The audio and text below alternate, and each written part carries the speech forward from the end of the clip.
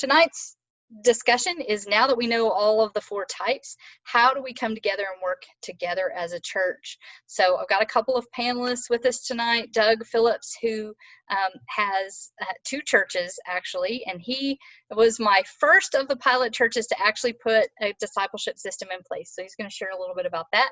And then we have Meg Witmer-Faile, who is here from the Central Texas Conference offices, and she's going to talk about plans that she has on a conference level.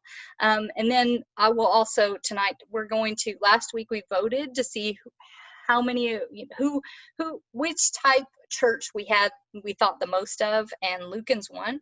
So we will talk about how a Lukan church might go through this process and what roles all 4 types would play in a Lukan church as a model. And all of these things are talked more in detail based on the type of church that you have in the congregation guide. So congregation guide will be a main source for what we're doing tonight. So I'm going to start out sharing my screen, and we will talk through some things. Let me go back to the beginning.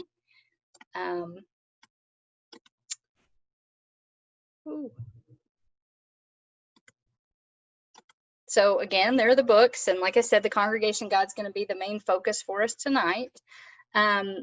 Just a review on where we have been. We started out understanding that the last words Jesus speaks in each of the Gospels point to 4 different understandings of discipleship and how we might live that discipleship out.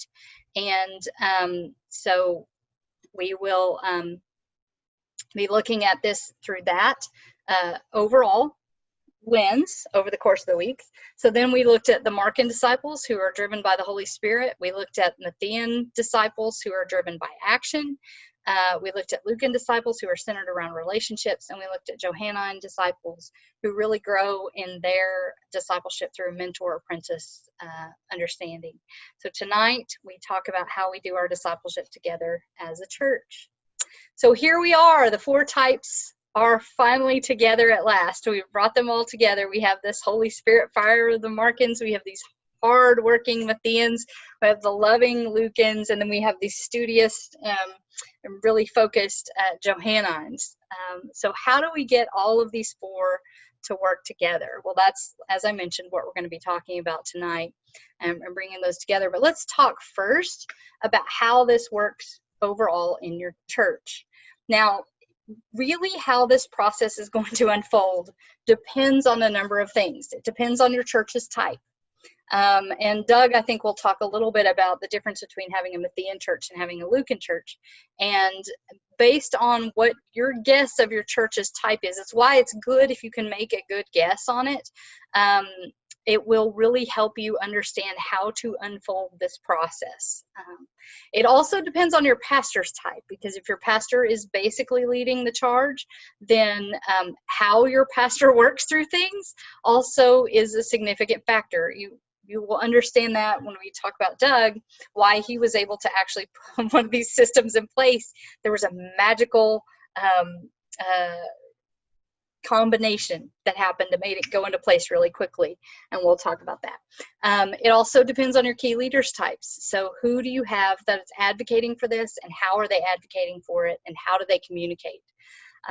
It depends on what your purpose and goals are, and we're going to talk in just a minute here about some different results that have happened in the pilot churches. It depends on what your history is. For instance, I think we talked a little bit in the beginning that for churches that had been burned by book studies that didn't ever get off the ground, or by conference initiatives that were sort of rammed down their throat, they may be hesitant to do this. And so you want to take that into account, versus if you have a church that's really good at putting those kinds of things in place, gets behind those things quickly, then that will shape how this unfolds as well. And it also depends on what your future is as well. What's your vision? What are your hopes and dreams for the church that's before you? And that will shape what the results of this will be for you. So I do want to share some of the results of what happened in pilot churches. The goal of this, as I mentioned in the very beginning, was I was hired to help churches put an intentional discipleship system in place. And for a number of reasons, I'll just be honest, some churches have made progress in that, and some have not. And a lot of it has to do with that list that I just shared with you. Some are currently still working on it, primarily because they're Lukan churches, and Lukan churches don't do anything very quickly. And so, but really it kind of depends on what were the needs of the church and how did this end up shaping them. So some of the results have been a fully articulated discipleship system, which you will hear about in just a minute here. Almost, in fact, this might be the one thing that I can claim of every one of the pilot churches, which is that the pastor has been able to more understandably serve the church. And that works two ways. First of all, once the pastor had a grip on how the church understood its discipleship, the pastor has then been able to cast a vision that's meaningful for that congregation and speaks the language of that congregation. It also means that the pastor understands where the pastor fits in that as well. Because with very few exceptions, most of the time the pastor has different gifts than the church does, which I think is God's design, and it keeps us all growing in our discipleship, but it's also helped the pastor understand why there's some banging of heads that's been happening, and it kind of has allowed pastors to head that off. This has been used to restructure staff and leadership. So one church that I tested very early on decided to do this, start with their staff and their key leaders, and help them understand why there were staff conflicts going on, and also help them understand how to better, how to get the most out of everybody's discipleship. And then they used it for nominations. They did end up testing the entire church and then use the results to craft it around nominations. So like put Mattheans in charge of trustees, put Lukans in SPRC, Staff Parish Relations Committee. So they really used how people want to articulate and live out their discipleship to frame their church. It has given most of the churches, I would say, maybe again, this might be one I could say of all of them, greater clarity of their identity, because now they understand how they understand discipleship. And that's been key for people to be able to claim that, name it, and live more fully into it. It's given purpose to small groups. Some Sunday school classes have worked through this, and that's allowed their Sunday school class to know, oh, there's a reason that the thing that we really get jazzed about is the 2 mission trips that we go on every year. It's because we're almost all Mattheans. Versus some other small groups have said, oh, there's a reason we like to get together and just ask, how is it with your soul? And share in life with one another. Well, they're almost all Lukans. And so some churches have looked at using this to restructure some of the small groups. But regardless of whether they do that or not, it gives existing small groups a greater understanding of what really resonates with them and how they can then grow in their discipleship. It has been used in architectural considerations. There was one pilot church that was looking at building a new sanctuary, and having discovered that they were a Lukan church, they looked at churches in the round for architectural considerations because they need to be able to see each other and to have that relatable piece. Whereas if you had a Johannine church, you would probably want that very straight narthex aimed at the pulpit. So it's helped them be able to articulate their discipleship in their actual architecture. And then overall, it's also helped people understand why they were fighting, and they had the language to work through it. There were churches that I would get the test results back on, and I would walk in and I would say, let me guess, you all are fighting about X, Y, and Z. And they would say, yeah, how did you know? And I would say, you would have to, based on how you understand discipleship.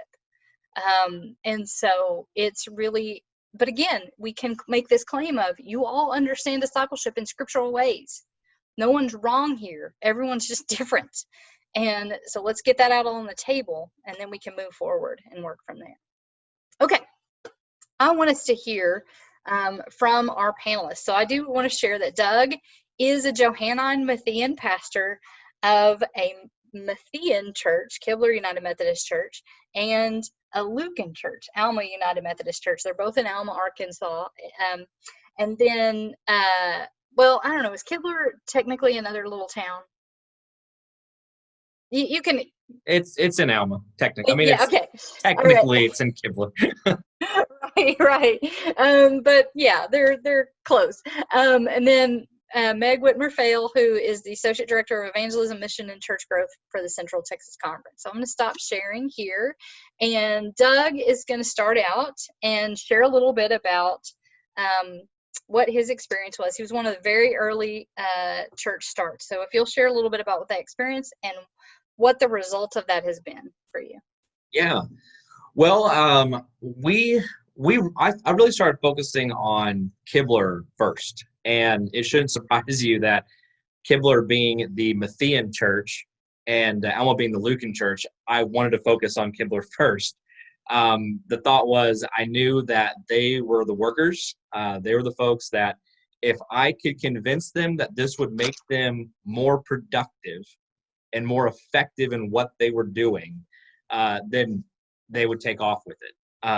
And so we started meeting as a leadership board. We had a simplified structure. So our board of trustees, our finance team, our church council is all on one board. And so we have one meeting a month, which they loved the idea when we pitched that because, oh my gosh, we have one meeting and we can make a decision and it's done. Yeah, they love that. So getting them to meet regularly was really important. So we did that first. Then we started to talk about discipleship. Obviously in a Matthean church, they were very busy. They had a lot of programs. They had a lot of things that were good, but not really focused. And because they weren't focused, a lot of folks were getting kind of burnt out. They had these great ministries, but no one really understood, why. So one of the things that was hard to sell to this Matthean church was that we needed to go through some training because they want to move quick, they want to move fast, and training in its nature, it takes some time. But when I could convince them that, listen, if we do this, you're still gonna work, but you're gonna get to work less, and it's gonna be more effective. They're like, okay, we're sold. Let's talk about it. So we tested the leadership board first, and we tested some other folks in the church to get a good sample. And as you can imagine, I mean, they all tested high as Matthean. I think there might have been one person on our leadership board that tested high as Lukan, but his second was Matthean. And he got it. I mean, he was right there with everybody else. And once we could identify the identity of the church and the congregation, and have this language to see, why we do what we do.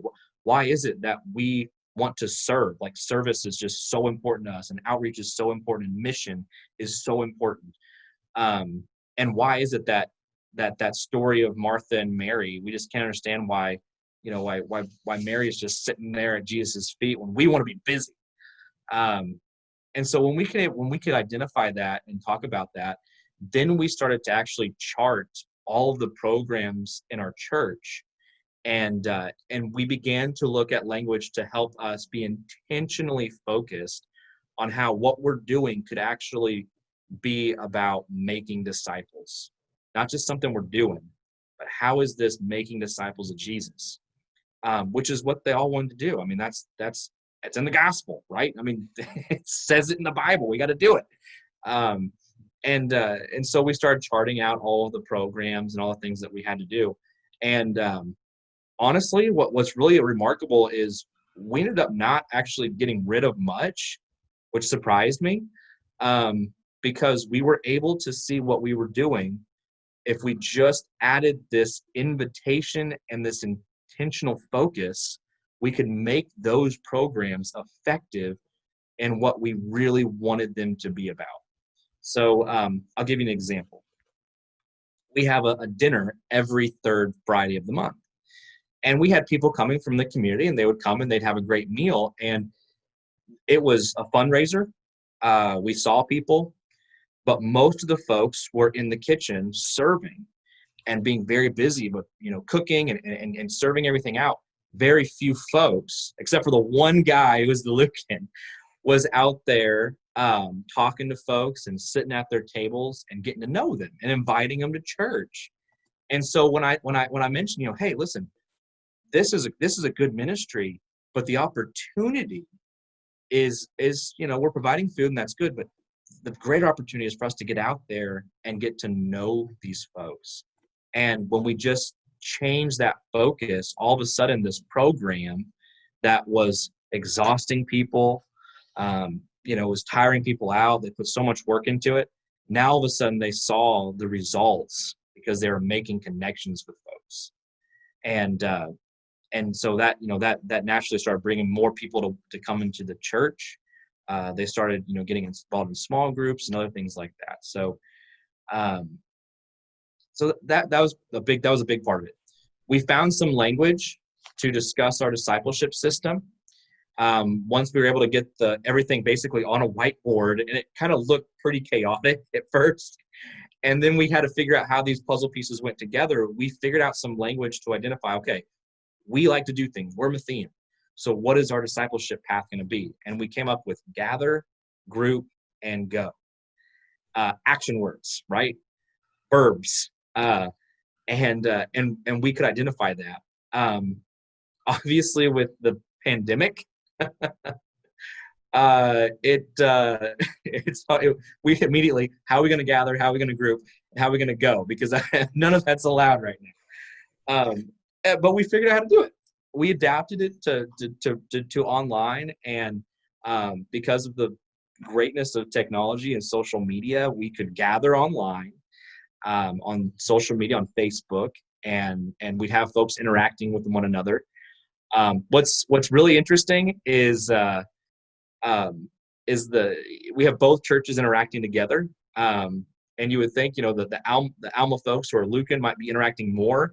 But the Mattheans are interacting more. And I think it's because I told them that this is how we're going to gather, and they know they got to do it because that's part of the system. And then we had small groups online on Wednesdays, so they started to group together. And then we started figuring out, okay, how are we going to do like outreach? How are we going to do a ministry where we can invite folks that aren't connected to our church yet? And so we came up with a trivia night, and just put that on social media. Whoever wants to come and join us, everybody's welcome. And so we had visitors from all over, and not just in our community, but all over.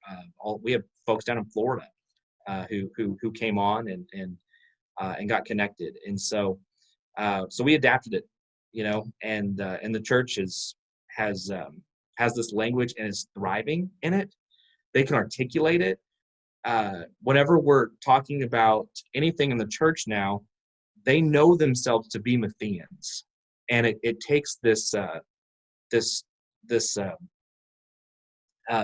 language for them to talk about what they know they need to be doing, because they know who they are.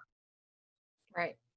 Yeah, and one of the reasons I think that Doug was able to put one in place so fast, that's what I mentioned, is that it is a Matthean church, so they wanted to get something done, right? And Right. He was able to kind of chart it out and checklist things off. But also, Doug is Johannine-Matthean, and remember, Mattheans are really good followers if they feel like they're following a leader who is doing something.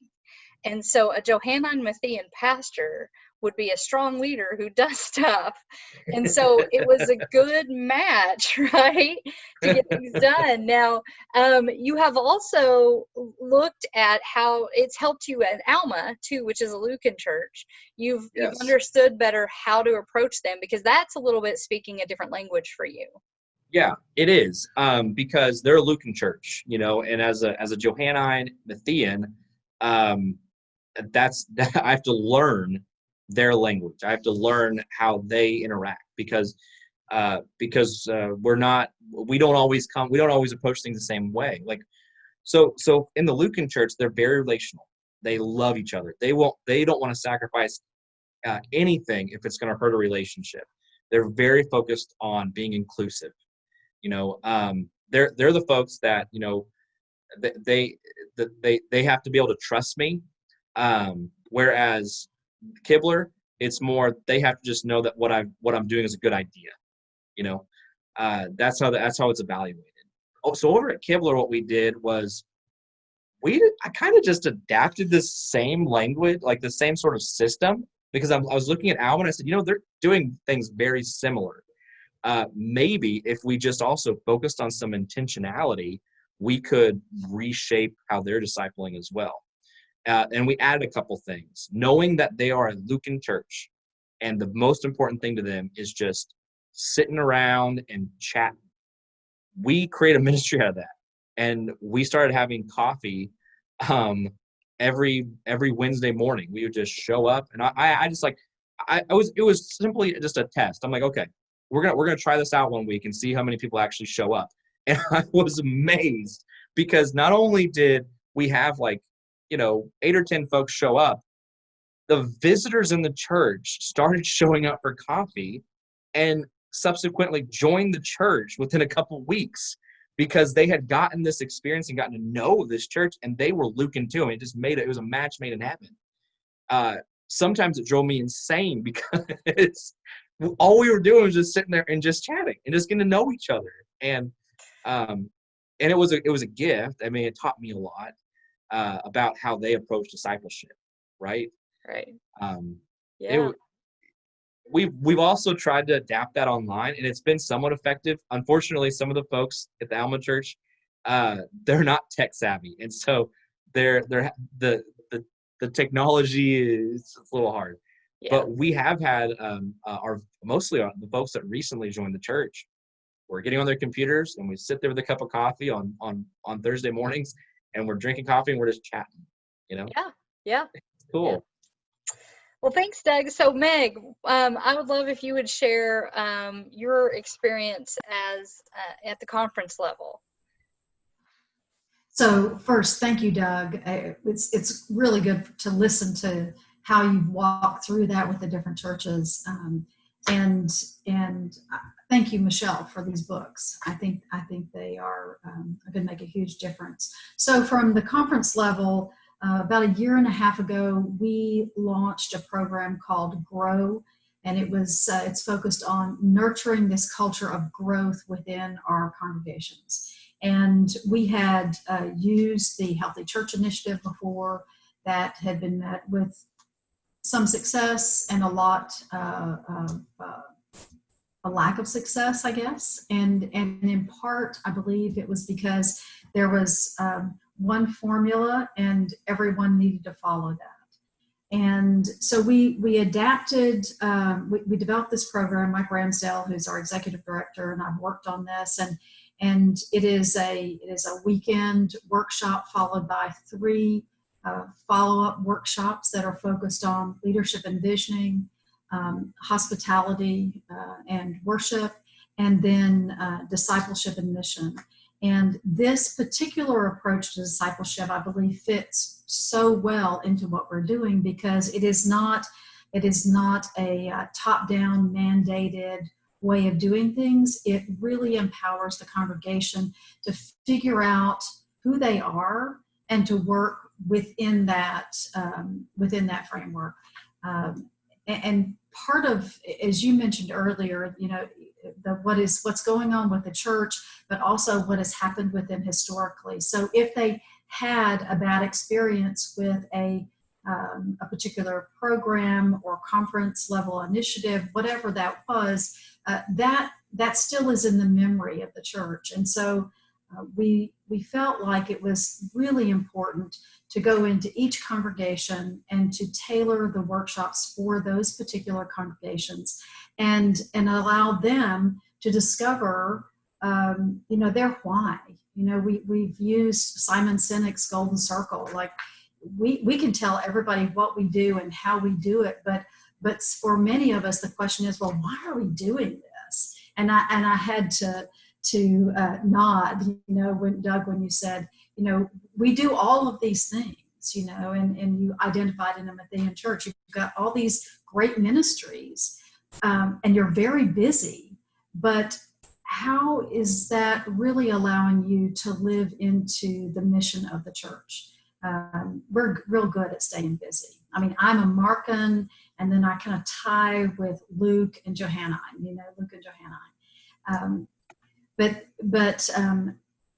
we focus on helping people figure out what their why is, and to help them identify what their vision for the church is, how that connects with the mission of the church, and to really take a look at it from a holistic approach. Now, how is it that you're living that out through your hospitality? What does your worship look like? How are you engaged in discipleship and mission in the church? And are you, do you feel comfortable letting go of things that you are doing just because you've always done them, or they're important to particular groups in the church? And this gives them a bit of, I guess, freedom to let go of some of those things. It's interesting that in this COVID-19 space that we are in, we have churches who had not ever had any type of online presence, and now they do. And they are discovering that they are able to connect with people who would never walk into their sanctuaries, for whom that is a scary place, or they are not physically able to do it. And they're now able to connect with people not only in their community and build those relationships in different ways, but they're able to connect with people all over. The stories that we've heard, and I know you have too, of how this season, while difficult, especially for the Lukans who really love community and want to be together, how this has really invited us into a place where we can use our creativity and our imagination to do something new and different, really rethink what it looks like to be the church here in the 21st century. And so many folks have said to me, we came into this just kicking and screaming, but look at us now. Yeah. And so my hope is, and we have not started using the Gospel Discipleship yet, but for the churches with whom we are already in the process of our GROW program, this will help inform the discipleship aspect of that, so that they can figure out who they are as a congregation. We're not going to tell them this is the discipleship pathway that you must use. We want you to figure that out for yourself. And I know, Michelle, you and I have had these conversations before, that we believe that if change is going to happen, it has to come from here. It can't be from the outside in. It has to be from the inside out. And the things that you listed here of the results that you have seen from the pilot churches, all that's great stuff. It has increased our own self-awareness of who we are as pastoral leaders. It's helped our congregations identify who they are and how we can work together more effectively. And so my hope is, and I really can't imagine how this would work, is that our congregations would be equipped and empowered to figure this out and be even more intentional about living into their mission there in their local context. Because and I know we have some folks from the Central Texas Conference here on today and tonight, and every church is a little different. I think that's one of the things we've discovered during this season of pandemic is there's not a one-shot way to address the technological opportunities that folks have faced. We've had some pretty good-sized churches that weren't online yet. We've had some small rural churches who were not online, and now they are. And I don't know, what a gift that is for me. I think that's fabulous. Yeah. And I think this is one of the things that I hope that you find when you do work with your churches down there is that this is well-timed. Mm-hmm.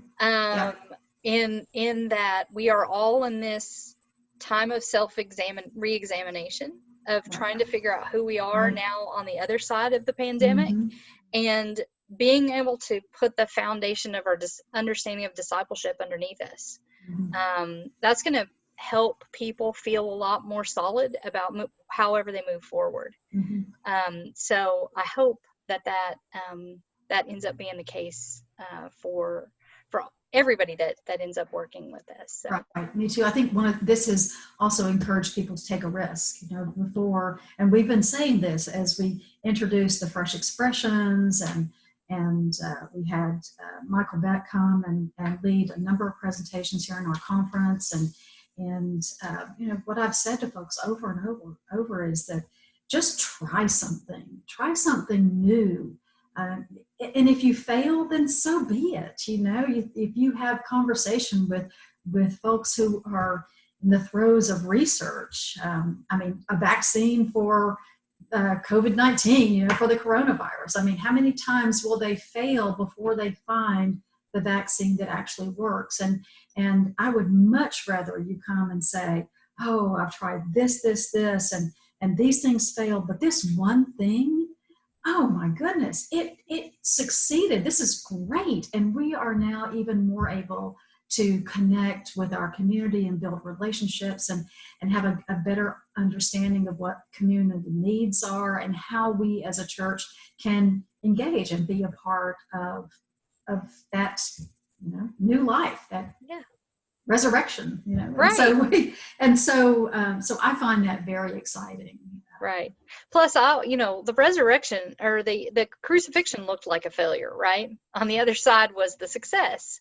Often it is in our failures that we learn what we need to learn to get to where we need to get. Right. That's right. Right. That's yeah. Right. So. And I believe also too, and again, Michelle, you and I've had this conversation that equipping and empowering people to be able to more fully live into who they are and how the Holy Spirit and God calls them to serve, both individually and collectively, is so important. When you and I first talked about this, and when I read the books, I got so excited. I got the first chapter. I said, "Oh my goodness, this is exactly what we need." It's not everything, right? This is not the one and done, but it is a very important ingredient. And so I'm really excited. I see some comments on the chat, and I think, yes, this is very exciting. It is. So yes, I'm looking forward to that. And it's interesting that while I initially was disappointed that we weren't able to have the discipleship component of this process until probably the fall, and it may even look very different. This has been a blessing because we may not have been in a space where we could receive it in the same way. Does that make sense? Yeah. So because we have really been put in a position that we have to adapt, and we've had to engage this creativity and imagination in new ways, and this ways of working together in new ways. I think this is, this helps us it helps us better understand who we are, right, who we're called to be. Right. So that's a very good segue for me to take us into an example of how this would work in the Lukan church. We voted last week to see who what we think we had the most of, and that's Lukan churches. And I did scan the Q&A, and this section will answer a lot of your questions in the Q&A. So I'm going to hop over and share my screen again. Thank you to Doug and to Meg for sharing your experiences and your thoughts. And also I invite you to if you've got questions for Doug and Meg, go ahead, please share them in the chat and in the Q&A. But let me go ahead and talk us through what it would be like to go through this as a Lukan church. So let's just look at what some typical examples of typical characteristics of a Lukan church would be. They will be very much like a Lukan individual, just writ large, right? So they would tend to describe themselves as very friendly, very warm and hospitable, and in many cases they are exactly that. Remember that the hesitation I always give around Lukans is they start to really love their certain group of people and unintentionally become closed off So visitors sometimes would describe a Lukan church as not friendly, warm, and hospitable because they would have never been seen. But again, Lukans wouldn't have deliberately been inhospitable. It's just they really started to focus in on loving these particular folks. They do think of themselves as family, and they love to share in life experiences with one another. Lukan churches may be very good at what we would normally call pastoral congregational care, showing up with chicken soup, visiting people in the hospital, going to the nursing homes. I know all that's tough right now and can't be done, but Lukans would really want to walk alongside folks and share in their life together. People will be at the very center of who they are. For this reason, they will resist growing larger than the ability to know everyone. You will frequently hear Lukan churches say something like, we don't want to get too big. If we get too big, we're not going to know everybody, right? This is the reason why so many churches can't break the 75 barrier, because studies show that you can really know about 75 people. And after that, it becomes much more difficult. So there are large Lukan churches, but they tend to be small group oriented. They tend to have those means of creating smaller spaces for people to get to know each other. They tend to be hesitant about evangelism. They do not want to walk in the door and start talking about Jesus because they're afraid that will disrupt relationships. However, I tell Lukan churches, you are probably the best evangelists if you would live into it, because you bring up Jesus after you have developed a deep relationship with somebody, and you do it in a meaningful way. And it doesn't feel like something that's just being forced down them, but it feels like something you're bringing up because either you're genuinely wanting to share a piece of who you are, or you're genuinely concerned about that person and want to share how Jesus can make a difference for them in their life. And that takes hold. The other thing is Lukans tend to bring people into the church, like literally bring them in, go and pick them up and take them to the church, and then take them out to lunch afterwards, and make them feel as if they're part of the group before they ever come in the door. Their discipleship tends to thrive in small groups. So again, Lukan churches do well to have a good small group structure in place. They are also slow to change. They typically need a great deal of conversation and inclusion before changes are made. It doesn't mean that Lukans will never change. It just means that they need to feel like everybody was asked about it and all voices were heard and they were included and there was a lot of conversation about it before they'll want to make the change going forward. So we've got our Lukan church frame in mind. Now let's talk about the roles that each of the types play in a Lukan church, because as I mentioned, I want you to lean into your church's identity. If you are a Lukan church, you need to be the Lukan church in town, because there's a Matthean church in town, there's a Markan church in town, there's a Johannine church in town. Everybody needs to lean into their identity so that we can all represent the gospel in the way that has meaning to reach the people that we can reach in our community. However, that being said, if you're a Lukan church, you're not going to be made up entirely of Lukans. That wouldn't be healthy. We would totally stand still on our discipleship. We wouldn't be able to fully represent the gospel within our congregation. So you'll have minority presences in that. And so we'll talk about the role that the minority presences play. But obviously the dominant role, the Lukans, are meant to lean into their gifts of hospitality and fellowship, to help the Lukan church really exude that reality of who they are, that reality of love. Lukans will tend to center around small group development, so Lukans know how to do that. They can have people in their houses and have small groups in their homes. They can do those sorts of things. They're happy to be hospitable in those ways. As long as they understand it, they can practice what I call long haul evangelism. So whenever I go into a Lukan church and I'm working with a Lukan church and I need to help them understand the witness piece that they need to put in place, I tell them, and you'll see this, that Lukan discipleship systems, you need to identify your 3 spheres of relationships, your close, casual, and your unknown relationships.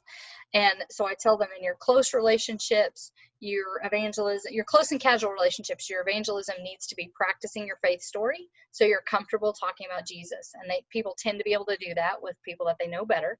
But then for that unknown piece, your evangelism is just to love one new person a year. It's their gift that you're supposed to give to the world. So find someone that you want to love for a year and love the heck out of them, right? That is the long haul evangelism that I encourage Lukans to practice.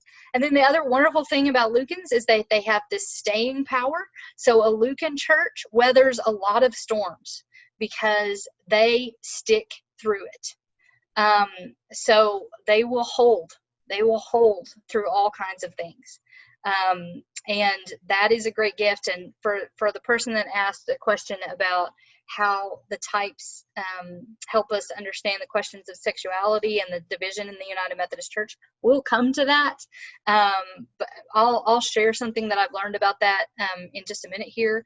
But I will say overall, Lukans are going to stay. It's just who they are. They don't go. All right. So markings in a Lukan church. We want to affirm that that Lukan tendency to welcome all will also be backed up by markings. Markings, remember, welcome everyone. They're wildly inclusive in the sense that they recognize everyone is bringing a gift of the Spirit into this place, and so everyone is to be welcomed in. To refuse someone into your church is to tantamount to refuse the Spirit, and we just don't do that. The great benefit to that is while Lukans start to really become cliquish, Markans are trying to see what the Spirit is bringing in the door. So Markans actually notice people coming in the door. So you want to empower your Markans in a Lukan church to be those people that recognize the new folks that come in and train them in that. It's interesting to say, train your Markans in hospitality. Train everybody in hospitality in the Lukan church. They need a reminder of it. But your Markans will really actually see the new folks, and you want to empower them to that. Markans are also really good at reaching a population called SBNRs, which are spiritual but not religious, which is probably the largest growing population of people in the United States right now, as far as religious affiliation. And that's because Markans are also spiritual but not religious. Markans are not loyal to a denomination. Markans are loyal to the Spirit. And so they speak that same language as SBNRs do. Markans also can identify the giftedness of people, so they can help with how the church operates together. Markans also provide a sense of urgency, which Lukans need, right? Lukans will just sit there forever. Markans can push them a little bit further down the road. And then Markans are good at holding the line against a church bully. I'm going to talk about the potential church bully in just a minute here, but Lukan churches are particularly susceptible to church bullies because Lukans love everybody. Lukans do not love bullying behavior because it is very disruptive to the community. But Lukans hate to lose anyone, including the bully. And so they will let a bully get out of hand because they just don't want to lose that person. Markans recognize bullying behavior as contrary to the Spirit, and they'll hold the line against a bully. If you empower your Markans to do that, they can hold the line. So that's an important role to play in a Lukan church. Okay, Mattheans. As we've mentioned, Mattheans do all the things. They are the action piece of the mission. And so when you bring Mattheans and Lukans together, this is one of the reasons that I love when I get a Lukan-Matthean tied church, because their mission can be so robust. Because, like Doug mentioned, he had that one guy at the meal that would go around talking to people. If you've got Lukans and Mattheans working together, you'll do the things like feeding the people, but you'll also get to know the people who are being fed and develop those relationships. And so Mattheans keep pushing the Lukans out to the spaces where you can encounter the new people, and then Lukans can actually then make the relational space. As long as they don't focus in on themselves, they can make the relational space to really make a very robust mission. Mattheans will also provide the plan. Lukan's not terribly interested in a plan. Love a conversation, love talking about a plan, don't actually love necessarily instituting a plan. Markans don't care about a plan because they're just waiting for inspiration from the Holy Spirit. I mean, they may have one, but it will be given by the Holy Spirit. But Mattheans will plan the stuff. out. So you need your planners. These are the great people to put in charge of a meeting in a Lukan church, because otherwise meetings will go on for like 3 hours because Lukans just want to keep talking. But Matthean running that sucker is going to stick to an agenda and move you through it, right? So they're good for the plan piece. Mattheans will also enact change, but like Markins will. But unlike the Markins, because Mattheans have this commitment to church and church order, Mattheans will enact change in the proper way. Markins will break the barriers. The Mattheans will follow church procedure, and that's comfortable for Lukans. They can work with that. So it's a good match for Markins and Mattheans. And then, like I mentioned, they'll keep the church moving. They'll keep pushing them out the doors and getting them out doing the mission work that needs to happen. Okay. Johannines in a Lukan church have the shared value of personal relationships. So Lukans love all people. Johannines love that close relationship between mentor and apprentice. So close relationships are valued by both Johannines and Lukans. However, Johannines can help Lukans maintain healthy relational boundaries. And what I mean by that is Johannines, because they want that definition of who's the mentor and who's the mentee, are pretty good at clarifying where relational boundaries need to be. And so if some of that boundary piece is getting out of hand, Johannines can help a little bit with that. Johannines are also less shy about talking about scripture and naming the story than Lukans are. So Johannines can be that sort of more out front evangelist that sometimes Lukan churches need to see and need to experience. A Lukan Johannine pairing is phenomenal for a youth group.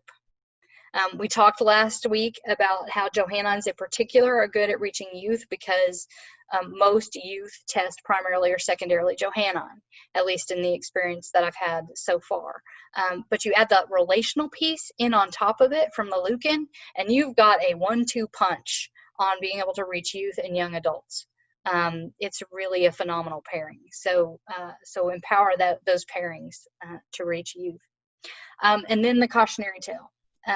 Johannines are the ones most likely to end up being the church bully in Lukan churches. And I have run into this more than once in pilot churches. And I don't want my Johannines out there to feel bad about this. I want to explain how this happens because it's very normal. There's Doug, Johannine. I'm Johannine. I know we've got some Johannines in the chat. This is what happens. Remember that Johannines have high standards and high expectations, and they'll name those, and they're not shy about it.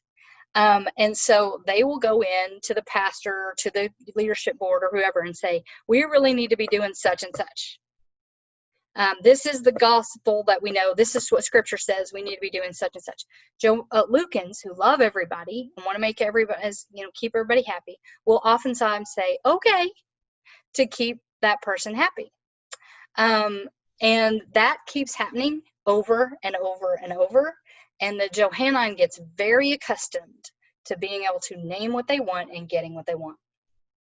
It is not, they do not set out to be the church bully. The reality of those two pairings together makes for a potentially dangerous situation. And so it's good for Johannines to be aware of that in a Lukan church, and to self-regulate is the ideal thing. But if they can't self-regulate, like I said, a Markin can help you with that. A Markin can hold the line. I will say that in the churches that I've dealt with this, there's been some folks that have said, "Oh my goodness, I am doing that," and they have stepped back and sort of come to greater understanding of the role that they need to play in that congregation. And then there have been at least 2 churches, one that had a Markin pastor, and he essentially held the line so often against the Johannines left. And then the other one, when we went through this training, the Johannines that went through this training went, "Oh, that's me, and I'm not actually happy here. I'm going to go to the Johannine church down the street. But you know what happened? The Lukan church got a lot more clarity about who they are. And probably so did the Johannine church down the street. They got some really strong Johannines. And we need to name that was not a bad thing. That it was not bad that everybody got to a healthier space. And that's a plus, okay? All right. So someone asked, what does a robust discipleship system look like? It really depends on your type, but I'm going to talk you through the model for a Lukan discipleship system, which is primary thing that you need to do as a church is identify your close, casual, and unknown relationships. So what I say you might do this as a church is your close relationships might be your family groups or your small groups. Your casual relationships may be your worship community, and your unknown relationship is the community in which you sit. Okay, so you've identified your 3 relational groups. Then you want to talk about how do you live out spiritual formation, witness, service, and worship in all 3 of those relational spaces. Now you may step it out, right? You may define it first in your close space, then work on your casual space, then your unknown space. Just remember to get to the unknown space, right? Because Lukans tend to stop at that casual one. Just push further out to that unknown space and talk about how you would do that. And one of the things that I've used an example, I may have used it in the Lukan webinar, I'm not sure, but like prayer, if that was your spiritual formation piece that you wanted to work on. So you're close, maybe what you do is you pray as a family, or you pray as a small group. You make a commitment to do that. At the casual space, if it's your worship community, then spend some time reflecting on what are our prayer practices in worship, and can we try a couple of new things to see if prayer becomes more meaningful for the whole of the group that we have, or is it pushing us a little bit more to grow in our prayer life? And then in our unknown space, okay, if you're practicing praying before every meal as a family, then challenge your congregation whenever you're eating out, now that we can start eating out again. When you're eating out, ask your server, we're getting ready to pray, is there anything we can pray for you for? So those kinds of things you define for, in community with your church to figure out, this is how we're going to try living our discipleship. And maybe you just focus on spiritual formation for a quarter, and then you focus on worship for a quarter, and then you focus on service for a quarter, and you focus on evangelism for a quarter. Maybe that's how you cycle through so that you don't get too overwhelmed. But just give yourself those means and those spaces, particularly those relational spaces, to grow in your discipleship. All right. Some important pieces of putting a Lukan discipleship system in place. You want to test and engage the entire church. It's very important with Lukans that you test and engage the entire church, because they all have to be brought in on the conversation. Then you want to define your relational circles, plan your communication. Super important for Lukan churches that they're communicated with. You want to define discipleship in worship, service, witness, and spiritual formation. You want to include intentional disruption, because Lukans will get in a pattern and never get out of it. So you want to plan for disruption, which is why I said maybe you want to focus on a different thing every quarter to disrupt things. And then when you're putting a discipleship system in place, understand that this may take a while with a Lukan church and may never be an organized system. It may be a means of conversation. It may be things that you're talking about over the course of this time, and it's less spelled out. Like a chart like Doug did for Kibler is not going to work at Alma. It's going to take a different shape because they are relational and they want to have that space for conversation. So maybe it's an ongoing conversation that you have about discipleship, is how you look at that as your discipleship system, right? Okay. I want to hop over and show you a couple of things.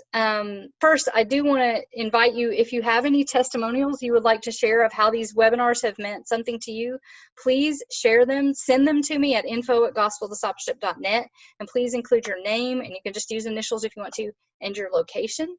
But I want to also hop over and show one, assuming that the website actually works this week, I want to show some new things that were added to the website this week.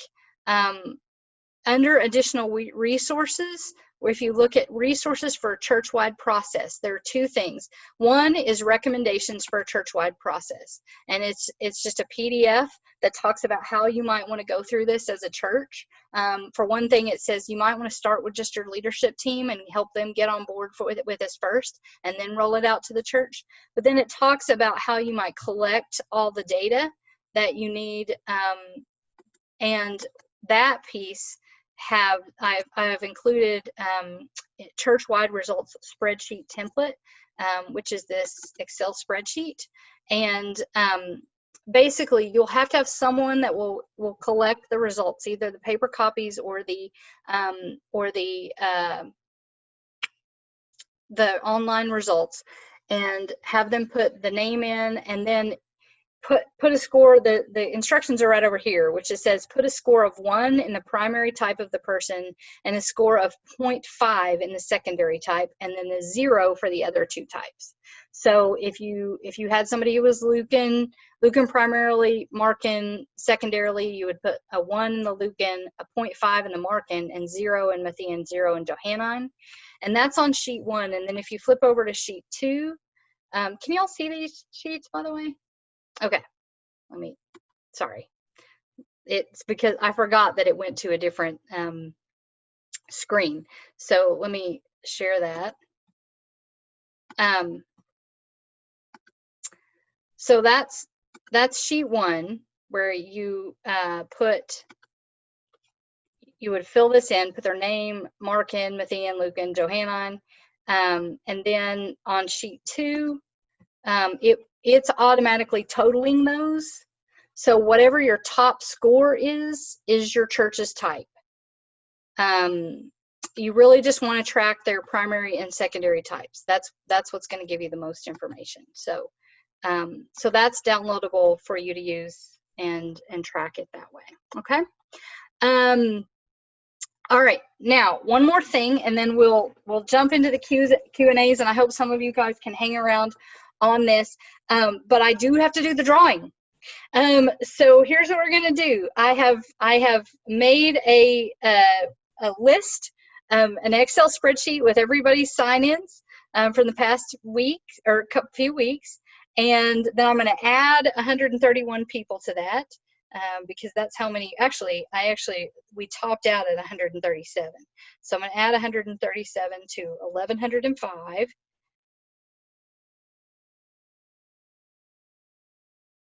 So that's 1,242. So I'm going to do a random number generator, and I will tell you who our 2 book winners are. So let me get, because I've just assigned everybody a number. Okay. Number 531. So that will be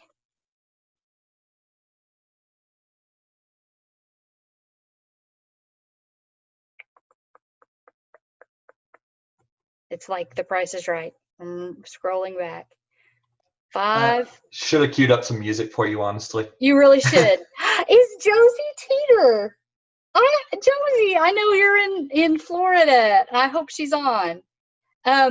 Josie is on. Well, yay, Josie, you won. So I will get in contact with you and get your address and all of that. All right, second winner is. Okay, second winner is number 244, which was very early, so maybe first or second week.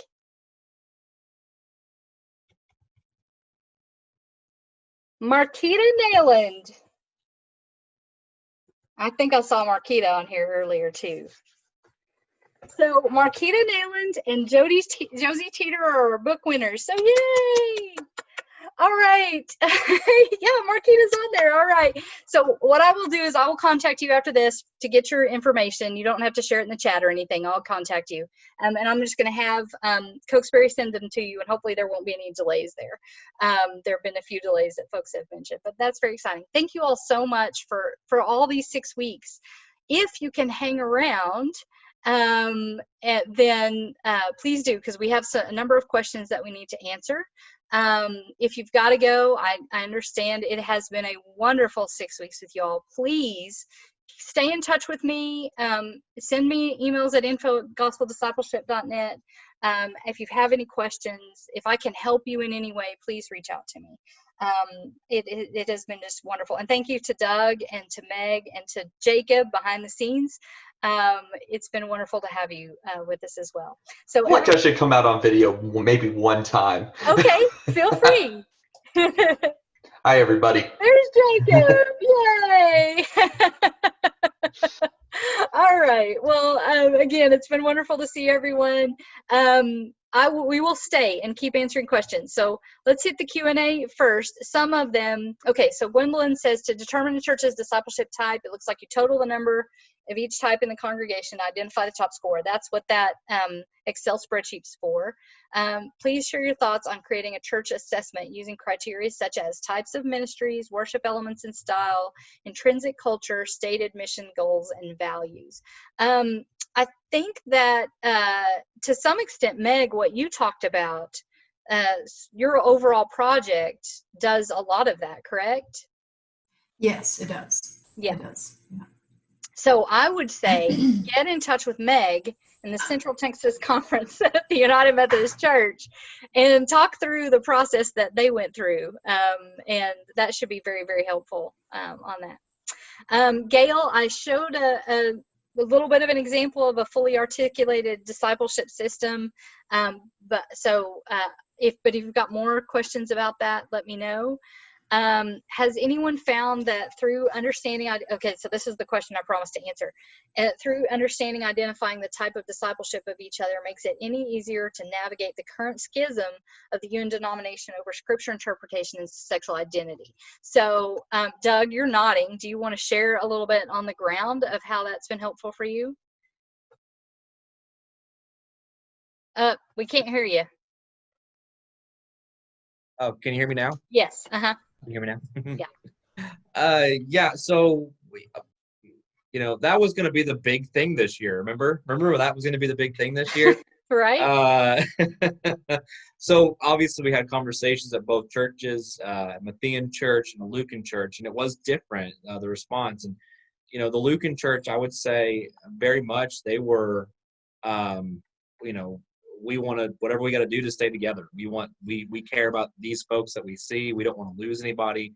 We want to be inclusive as far as, keeping everybody that's here. That's the most important. I think the Mattheans, for the most part, that conversation and understanding where they're coming from, they were much more about teach us where other people think differently than we do. Because that's really the focus is on the, tell us why other folks have different interpretations than we may have, and let's hear all the different understandings so that we can have the understanding. So they approached it from a different perspective than the Lukan Church. Lukan Church, it's all relationships. What can we do to make people happy and stay together? And the Mattheans were more about, tell us more, help us understand these different approaches. Yeah, so I will say that here is what I have found. I haven't had to lead churches through this conversation, but this is my feeling about the whole thing. And I actually have a friend that has a debate about this, but I think that Mattheans and Lukans would have never started this fight. Lukans never would have. In fact, the stance, the current stance in our book of discipline, which is a both and neither stance, right, is so Lukan, because it makes space for it says people who are of different sexuality are people of sacred worth, and it's also incompatible with Scripture, because what they're doing is making space for people who are LGBTQIA, and making space for people that would discriminate against those who are LGBTQIA. It's very Lukan. They would want everyone loved. Everyone loved. So they would have stood in this middle space forever. And Mattheans, this is the part that my friend and I debate on. He thinks that Mattheans are part of the problem, but I'd say Mattheans would not have liked to disrupt church this much.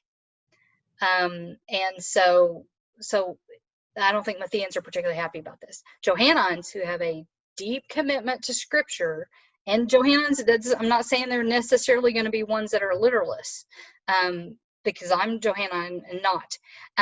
But they have deep commitments to Scripture, and so they're gonna enter this fight. And Markins, who would feel the Holy Spirit moving in particular directions, they're gonna fight about this. And if you look at statistically how many Johannines and Markins we have in our Methodist Church, it also matches the statistics of the people that are talking most about leaving.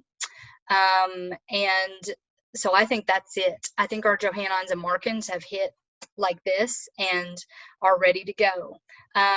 But you know what? At the end of everything, however the denomination, the bulk of the denomination falls, that's where the Lukans are going to stay. And it's probably where the Mattheans are going to stay, because Mattheans don't want to redefine church and Lukans don't leave. So I'm not worried.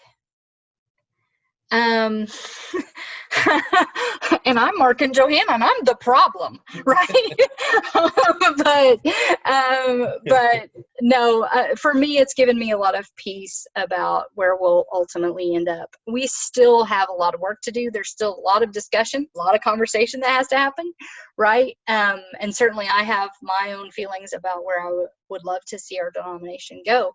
But yeah, generally I'm fairly at peace with how things are going to settle out. And yeah. Just one quick thing. What I see as very hopeful as a part of this process is that the more you understand about yourself and the more self-aware you are, I think there's more hope for conversation, right? And if you're focused on the mission, what we're here to do, we can still agree on the mission. We may not agree on other things, but we agree on the mission of the church and what we're called to do. And it seems that the folks that I've had conversation with at this far in the process of Grow that we're doing, and in other conversations that we've had around these issues, that the United Methodist Church has been a big tent for a long time, right? And we love one another, and we are able to agree to disagree and have that civil discourse. And I've grown up in the United Methodist Church, the Methodist Church, United Methodist Church, and that is one of the things that I have most loved, is that there's this place for, scripture and tradition and experience and reason, and they come together in very powerful ways when we really think about what it looks like to do no harm and to do good and to love God. How is it that we live this out? And by identifying who we are and what our which one of these we gravitate toward and how we identify ourselves, that seems to me to bring hope to the conversation and understanding and knowledge to the conversation, which I think is important and powerful. Yeah. I want to add something too. Yeah. That is not so much. It's not really on the subject, I guess, about this particular issue, but when it comes to leading, because I'm at two churches, right? So I preach at the Kibler Matthean Church first, and then I come over to Alma and to the Lukan Church. I do those two services differently. Even if I'm preaching on the same message, what I have learned is that at the Matthean Church, they love and it seems to be an effective message. If I give them a task, some sort of homework or assignment that goes along with the message, the greatest series that we've had have always had some way of incorporating a principle or something that they've learned that day into their daily life. They like having that kind of homework.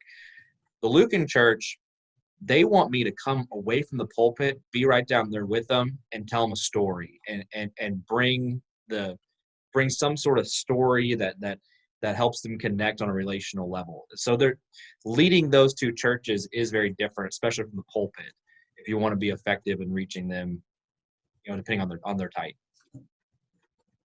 Yeah, exactly.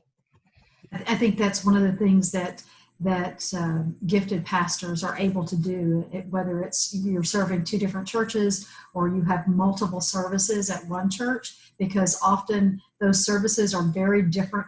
They're congregations within a congregation.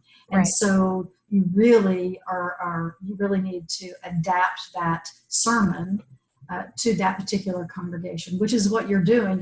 You've got two different churches, but so also do those folks who have multiple services within the one church. And so you're right. You're exactly right, Doug, is that this helps you understand how to communicate more effectively with the folks who are there in your congregation. And that is I think that draws people to you, draws people to the church, and people have the sense of, oh, I'm understood. You get me, right? And you're helping me understand Scripture in a way that I can process and use it for me, respecting who I am and how, which of the Gospels I lean into. Right. Yeah, and honestly, often it's just tweaking a little bit of language, Mm-hmm. or maybe ending your sermon slightly differently. That makes a huge difference. So someone did ask a question in the chat of what do you do if you've got two worship services, and thank you all for answering that, right? Yeah. Treat them, if you think these two worship services are different types, treat them kind of as two different congregations, right? And craft your message with meaning around that without adding too much extra work into your life, right? You're saying basically the same message, but just a slightly different twist to make it meaningful for those folks, right? Somebody asked, by the way, if the questions that were, the frequently asked or the not frequently asked questions will be available. We're answering them now, but if you're still with us, whenever I put the webinars online, everything goes up from here. I mean, we keep this extra part. So by all means, watch that. Okay. I do want to, a couple of people wanted to know if large churches can be Lukan or if large churches can be Lukan-Matthean. Yeah. It's sometimes a struggle, and what you end up with are these enclaves, right? Like the person who mentioned, what if you have two worship services with two different personalities? Frequently that happens in Lukan churches. A lot of Methodist churches are Lukan churches, and it does not matter what their size is. But you will also, even in those churches of 500, 1,000, you'll still hear people they'll say things like, it was so much better when we were smaller and I knew more people, right? Or I only go to this worship service because that's where I know where all the people are, and I know that's right. I know everybody. Worship service, right? and I'll tell you what, you're not changing Sunday school in a large church. In most Lukan churches, you're not. But in a large Lukan church, because that's a lot of their relational spaces. That's a lot of the spaces where they make those connections that they need. And certainly a Matthean church can be large. There's a lot of Matthean churches that are large because that's just more people doing more stuff. And then a Lukan-Matthean tie that's large. If you could get a signature ministry going at a Lukan-Matthean large church, you would change the world, man. That's a pretty phenomenal pairing if you can get working on in the same direction on the same mission on that. Okay, so let me see what other questions. Someone wants to know how to move an off the charts Lukan church when you're marking. George, I know you, and you are, and you and me and James Turlog need to get together and have a conversation about this. But basically, I know the struggle is that a Markin wants to move so much faster than the Lukan church moves. And the main thing is that they have to know that you love them. And you have to kind of have a conversation with your leadership, the kind that we had with James's church, which was to say that little decisions you need to be empowered to do. Big ones, there needs to be a lot of conversation around. And maybe you urge the conversation a little bit more quickly than they're typically going to want to go. Maybe you set a deadline. But it's going to be a longer out deadline than you want to have. But yeah, let's, the three of us go have coffee over that, one for sure. What if a person is a 3 or 4? Gail, on the sheet, if it will, whenever you take the test, it will tell you your tied primary gifts are this and this. And so give them both 1s. And if they say you have a secondary gift of this, then give that a 0.5. So that's how you would score that. And it does happen from time to time. How can you help a Lukan church close?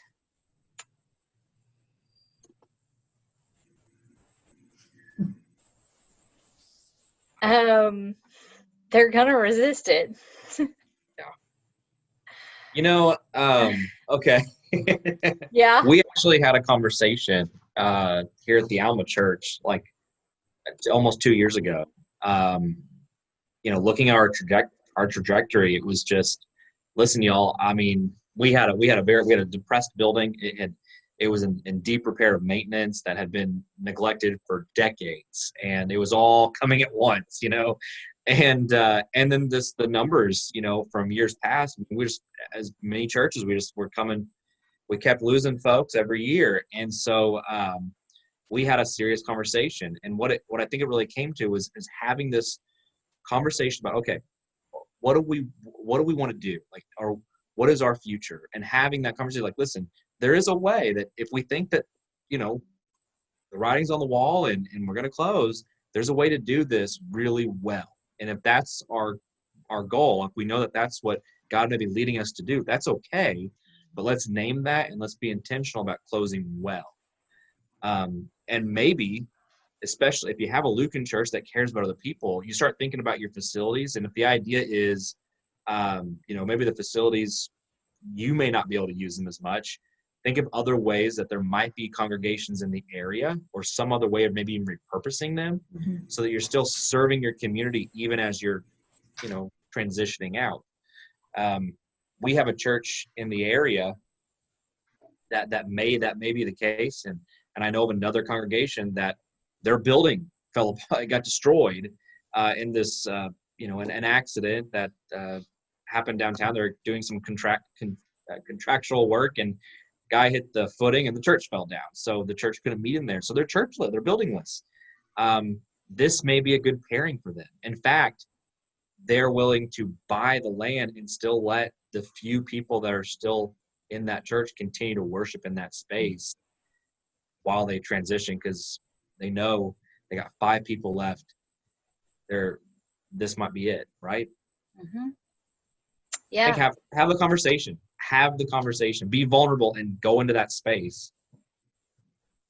And then if they do decide, if closing is the holy thing to do, then let them have a lot of time to share their story.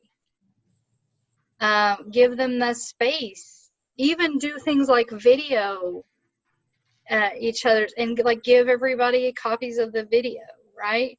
Which we can all do now. We all have the technology for.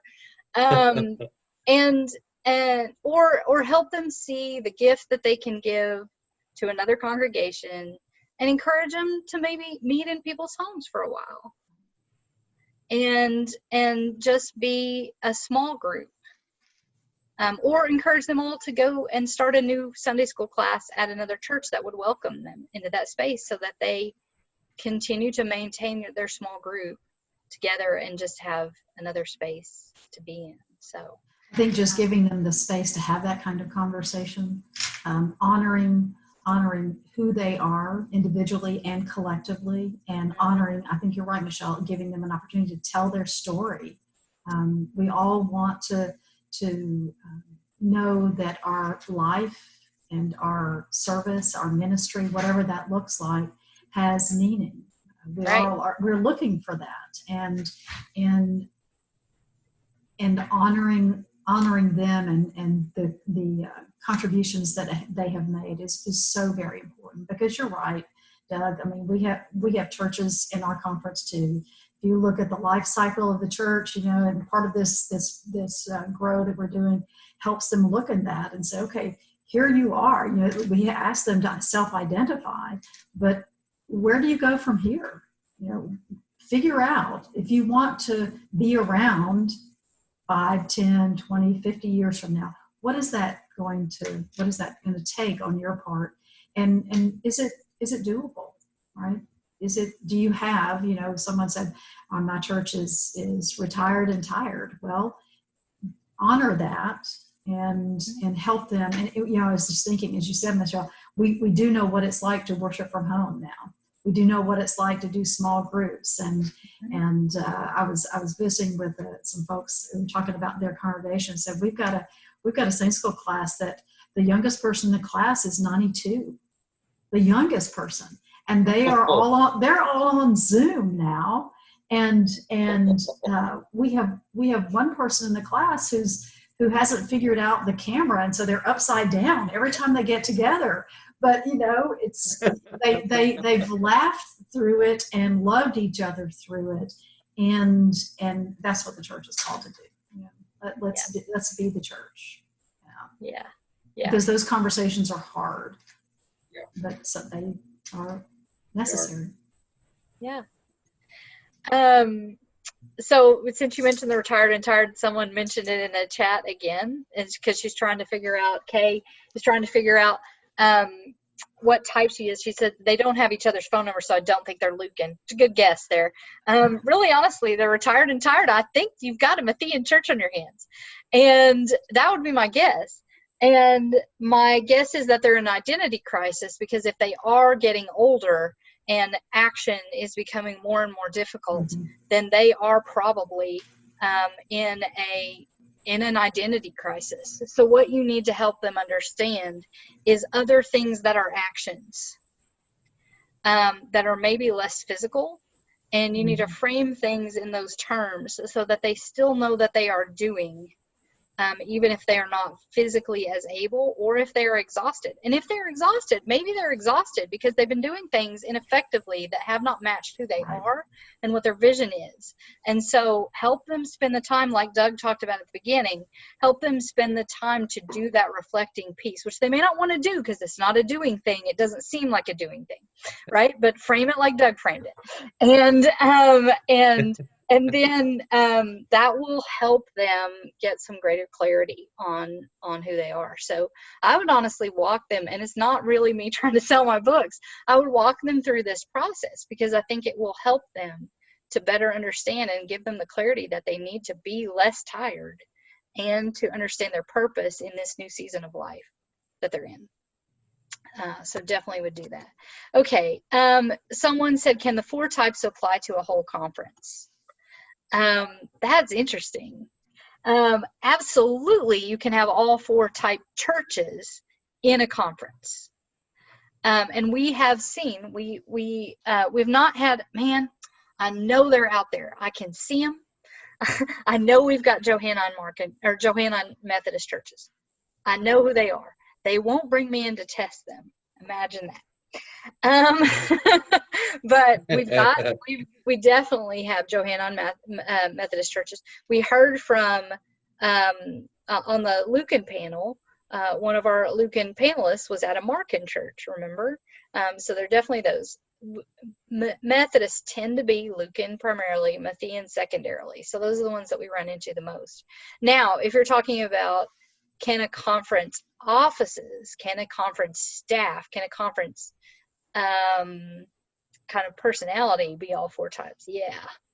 And I think Meg could attest to that. I certainly can. I tested the conference staff. That was my first group of folks that I tested, and we had all types on that. I will say that from a conference level, probably your bishop sets the type tone. And so whichever type your bishop is, they're probably leaning into their type whether they know it or not. And that's probably setting a lot of the tone for your conference overall. It might be helpful for bishops to know what types they are, and to know, just like it's helpful for pastors to know what types we are, and then what types our congregations are, because then it helps us shape our message and helps us have a meaningful mission with the people that we're in service to. So, Meg, would you add anything to that, or you think that's? I think you've summed that up quite well, Michelle. All right, then. I mean, I think that's true. I mean, whether it's a conference staff or whether it's a pastor and the staff at the church, and staff broadly, whether it's paid staff or volunteer staff, depending on the size of the church and the financial resources there. But absolutely, whether everyone has a different Enneagram type, Myers-Briggs, whatever it is, and you do the DISC. So one of the reasons why you do those things is so that you better understand the people you're working with, and you understand why you gravitate towards certain people and others not so much, and you also understand how to work with those folks. Well, I know that this person, is this, whether it's the Enneagram or DISC or anything else, it helps you work more effectively with them. Yeah. And that's true in the church and outside the church. We know that. Yep. Business and church, it's true. The more you understand about yourself and the people you work with, the more effective, the more opportunities there are for effective collaboration. Okay, and then we've got two questions left from Gwendolyn. One was following up. She was the one who asked about all of the pieces. Meg, and she clarified to say, have I looked at these other elements through the lens of discipleship types? And I will say that, again, read the books, and I do deal with spiritual formation, worship, service, and evangelism overall across the two books, because those were the elements that seem to crop up over and over and over and over when we were talking about discipleship. And there's lots of different ways to talk about it. And there's some people do it in using prayers, presence, gift, service, and witness, the Methodist vows. But since this wasn't just a Methodist project, I looked broadly at how can we talk about discipleship in those terms. And so for instance, one of the things that I do is talk about worship in each of the type churches, and it'll be different, and I talk about how each individual type person, what they'll resonate with in worship, that sort of thing. So yes, and then I know part of her initial question had to do with overall church culture. I think once you get a good understanding of people's discipleship and of a church's basic theology of discipleship, it really starts to reveal so much of the culture. I mean, obviously culture is a mix of things. It's your history, it's all of those things, but so often it's really undergirded by how we understand discipleship, which it should be. right? But we just haven't necessarily had a way to kind of articulate it. And this should help people be able to articulate that. So then it gives you the frame to work with the rest of the stuff and then understand it. So yeah, I encourage you to use the books to help with those questions. And then she says, prior to ending a 6-week church-wide teaching, what are your thoughts on having a week for each of the discipleship types to meet as a group? Yeah, I have kicked around all kinds of ways that churches can organize around this.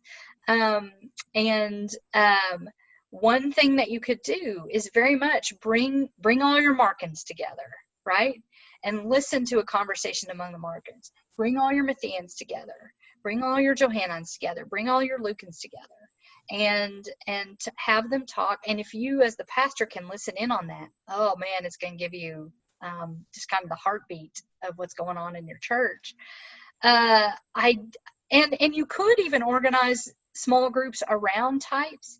The only hesitation that I give on that is that people will get stale in their discipleship if they stick with their own type.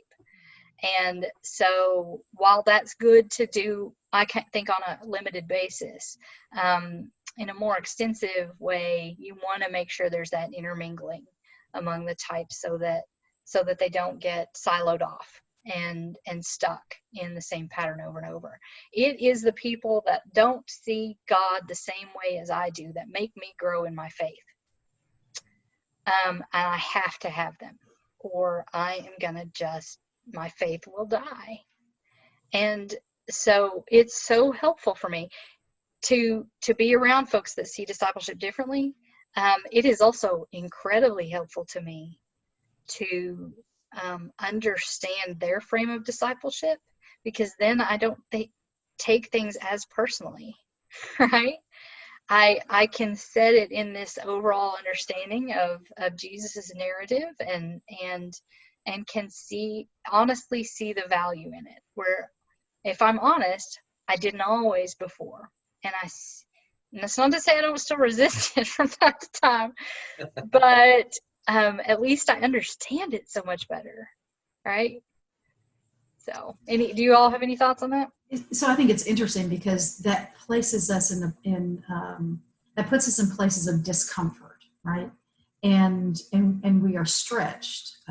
Tom and I, my husband and I, just started a small group book discussion on Robin DiAngelo's White Fragility. Mm-hmm. And so you had said, Michelle, or maybe it was in the Johannine. Was that Don? Who's the pastor you're getting ready to move to serve with? Oh, Michael. Michael. He was in the Lukans. Yeah. Yeah. So again, when you are working with people and having conversation with people, you grow, but it also places you in places of discomfort. And for some people, that is unwelcome.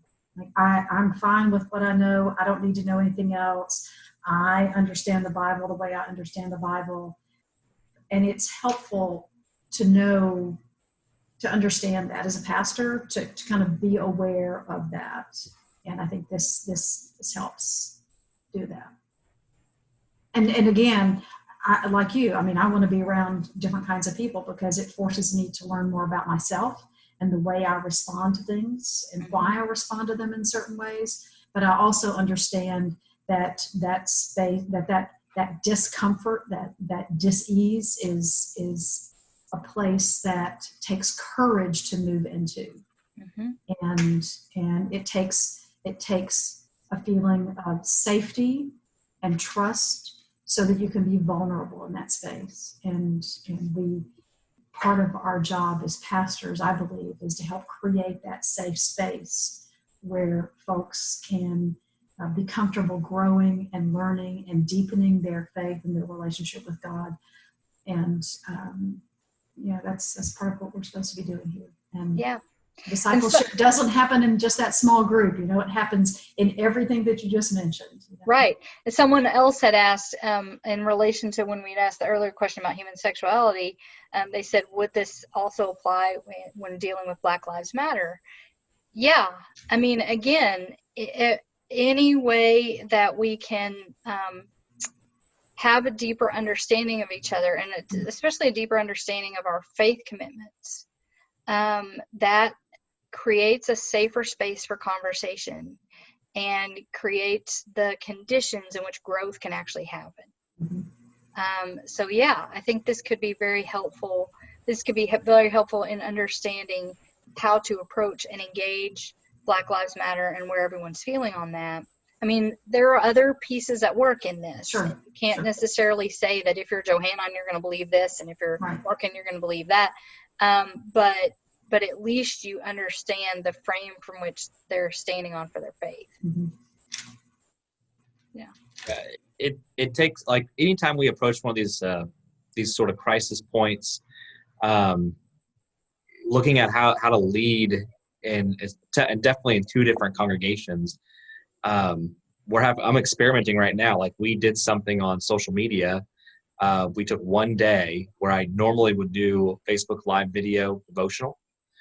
And we took that day at both churches to talk about racism. And it was interesting to get the response from both churches. One Lukan, one Matthean. Is the Lukans really resonated with the stories that were told, and the Mattheans really resonated with the, like, call to action, right?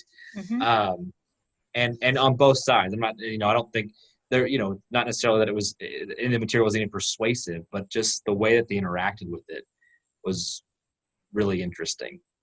And it helps to know, going into it, what to expect, because that one church is going to respond to this material and one church is going to respond differently.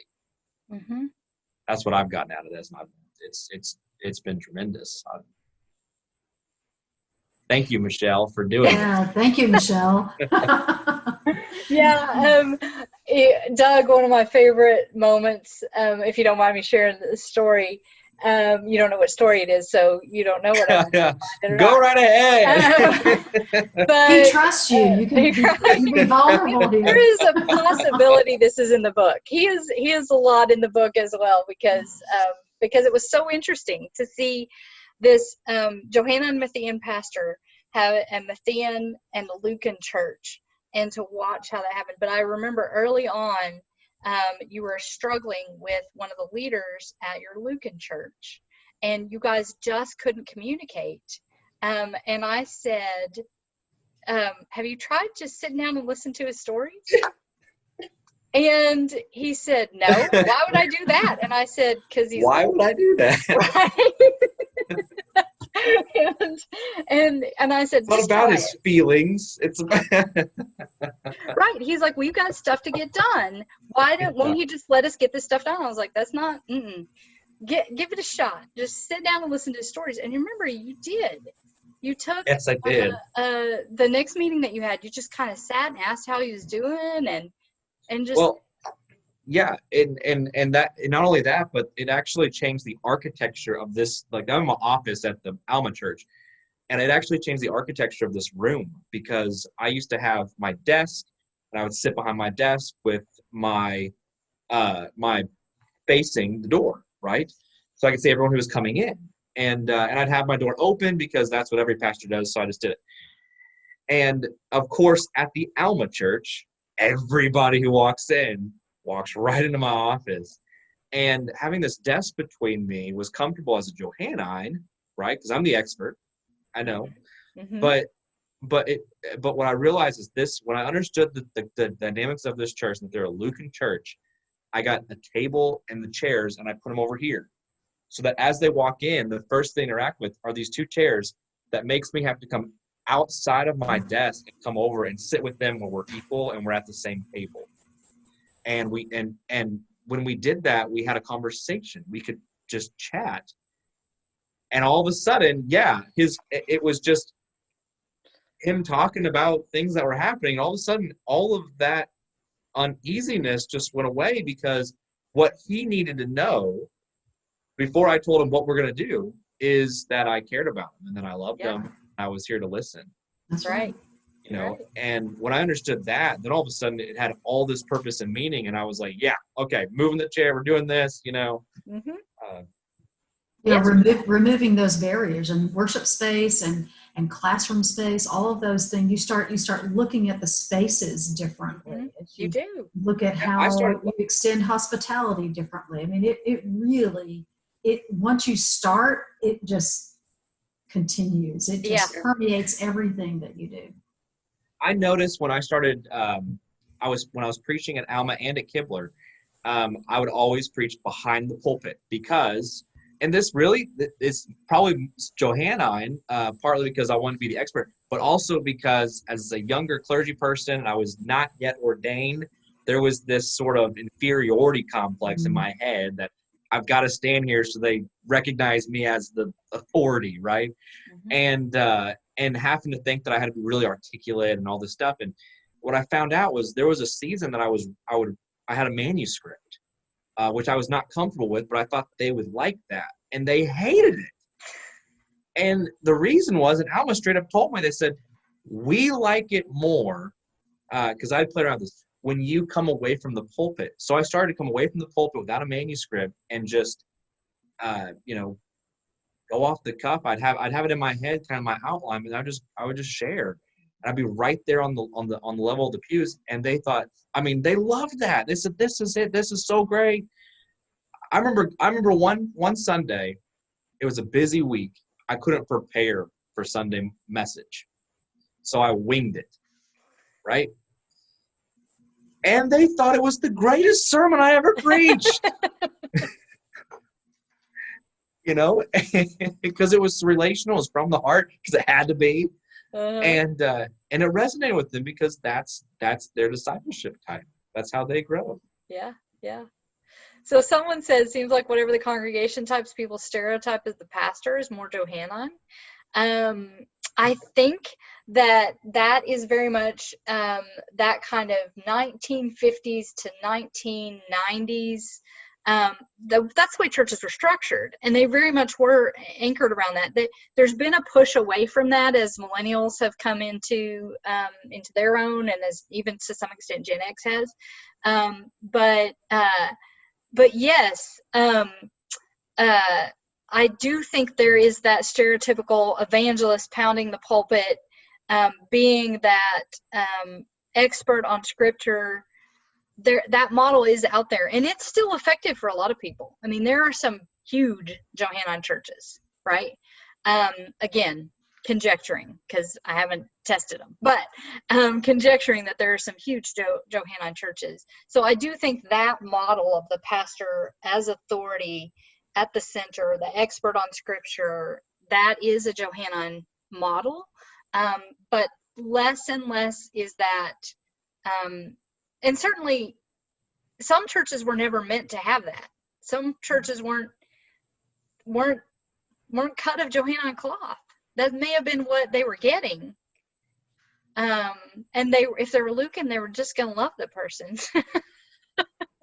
Right? And we can also see, again, that Johannine-Lukan dynamic can be dangerous when it's a pastor. Really dangerous when it's a pastor. So Doug and I keep each other in check. That's right. We call each other out on stuff. Yeah. We allow that space to first call and lay out all of our grievances, and then the person reminds us of the frame of mind we should be in. Michelle, it seems to me that I recall you saying that the longer a pastor is at a church, so you've got pastors that in some of our larger churches that have been there for quite some time, and they lean more toward that Johannine. And one of the reasons why we don't have as many of those is that for United Methodist, we itinerate, and so every 3 to 5 years we're moving, and we haven't had the time to build that up. Right. But in those churches that have had a pastor for 15 or 20 or 21 years, whatever it happens to be, there is the pastors seen more in that light. Right. And the church has time to develop that because the relationships have developed. Right. Johannines struggle to be in Methodist churches because we move our pastors too often. Once they understand that about Methodist polity, it's hard to be a Johannine and stay in a Methodist church. Yeah. And so we just don't have the same number of Johannines that some other denominations have. So, yeah. I see on the chat that someone says we actually lost members when the pastor removed the pews. They didn't accept change. And I get that. So again, understanding what your congregation is would help avoid that kind of discord within the church. There's also a question there I saw is, how do we understand white supremacy and the need to dismantle white power structures in light of these approaches? And I need to give that some thought. Right? Yeah. Again, it's self-knowing, self-awareness, understanding of self and other. But I need to think about what that. And I think also it goes back to just like the other two issues that were brought up. Understanding everyone's frame of reference helps you understand how to better communicate with them. Mm-hmm. Right. And you can sort of understand why particular, like if someone really does resonate with that kind of authoritarian, tell me what to do kind of understanding, that could be a space where that could really, grow. And so versus if you've got somebody who like Markins who just dismantle hierarchies. It's not to say they wouldn't still, they'd be a kind of anarchist, right? They could still be a white supremacist. They'd be the anarchist as opposed to the Klan member, right? Who's got a very organized structure in place. But again, it doesn't necessarily mean you're one type or the other as far as on any issues. But what it will do once you understand people's frame of discipleship is it helps you understand how to communicate with them to move them where you need to go from there. And helps you understand how to frame that conversation overall. Yeah.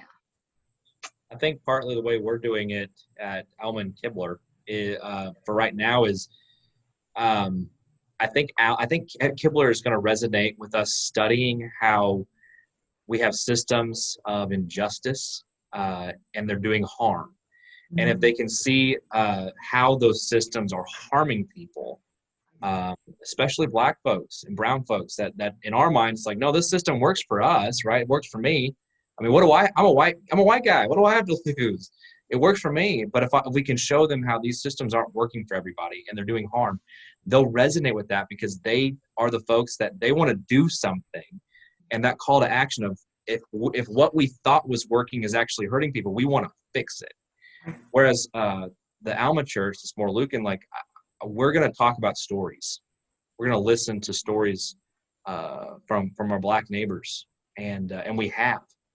We had our first protest in Alma, maybe ever. It was a Black Lives Matter protest, and I happened to be driving by. It wasn't advertised. I happened to drive by, and I saw some folks from the Alma Church out there, and so I pulled in. I'm like, let's do this. This is awesome. And they just said, we saw this girl, and she wanted to do a rally, like a protest, and so the city said, let's do it, and they had the police there to support her.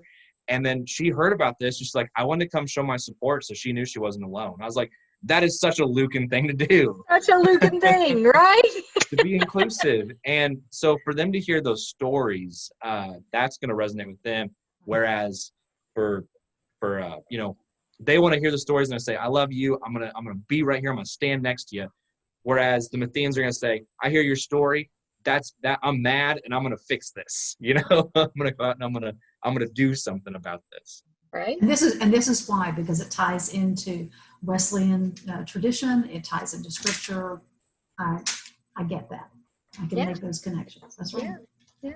Oh, Michelle, thank you. This has been rich. We went long tonight. We did. 39 of you that hung in there. God bless you. And thank you so much to Doug and Meg and to Jacob thank you. For the extra long haul tonight. But this was a great way to end.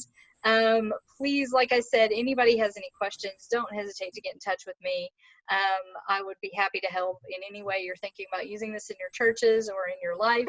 And thank you, Meg, for doing this on the conference level. Thank you, Doug, Thank you.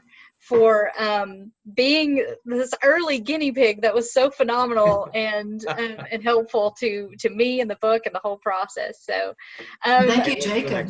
yes, and thank you, Jacob, for keeping things running. Always happy to help. Yeah. Thank you all. Blessings for your discipleship, and may this journey continue to be one that that brings you great and profound joy. So, good night, everyone. Thank you. Good night. Good night.